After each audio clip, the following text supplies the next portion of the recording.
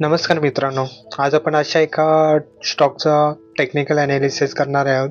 ते तुम्ही इथे पाहू शकता की मार्केट BSEचा हा स्टॉक आहे आणि BSEचा स्टॉक आपण इथे तुम्ही पाहिलंच असेल की माझ्या स्टोरी वगैरेमध्ये पण याचा मी चांगल्या प्रकारे उल्लेख करायचो की 3,500 ची लेवल त्याच्यासाठी खूप इम्पॉर्टंट सपोर्ट होती. आज मार्केटने त्याला गॅप डाऊनमध्ये ओपनिंग होऊन ती लेवल ब्रेक केलं आहे. तुम्ही पाहू शकता की कोणताही सपोर्ट किंवा रेजिस्टन्स जर ब्रेक करायचा असेल ना, तर मार्केट सहसा तो ब्रेक करत नाही. जर तो गॅप डाऊन किंवा गॅप अपमध्ये ओपन झाला तरच ती लेवल एका म्हणजे वन वे डायरेक्शनमध्ये ती ब्रेक होते. तर त्याच प्रकारे आज तुम्ही पाहू शकता की भरपूर म्हणजे 1-2-3 वीक इथे मार्केटने हा सपोर्ट सस्टेन करण्याचा प्रयत्न केला, परंतु आज शेवटी मार्केट गॅप डाऊनमध्ये ओपन होऊन तो सपोर्ट तुटला.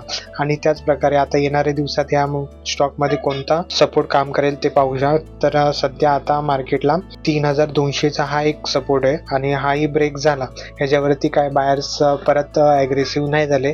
तर त्याच्यानंतर असेल आपल्यासाठी इथे तुम्ही पाहू शकता की आपल्यासाठी 3,000ची लेवल असेल.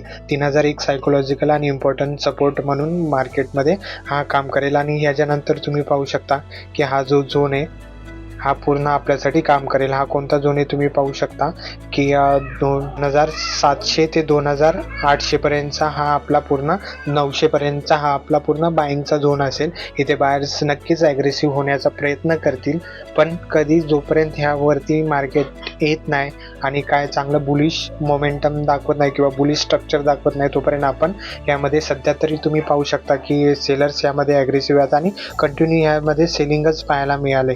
त्यामुळे इथे कुठेही आपल्याला एक बुलिश स्ट्रक्चर दिसत नाही, तोपर्यंत आपण ह्यामध्ये सध्या बेरिश व्ह्यू ठेवून कामकाज करू शकतो. तर व्हिडिओ कसा वाटला कमेंटमध्ये नक्की सांगा. धन्यवाद.